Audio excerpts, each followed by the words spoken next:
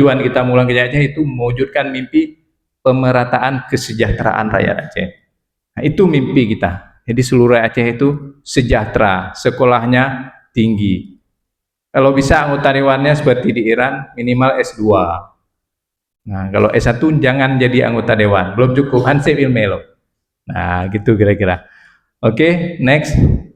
Jadi manifesto kemajuan Aceh masa depan, teknologi dan iman itu integrasi smart Darussalam dengan syariat, ekonomi global, kedaulatan maritim dan pusat halal dunia, pendidikan dan adab, penguasaan ilmu dan karakter berintegritas. Oke, bawah lagi.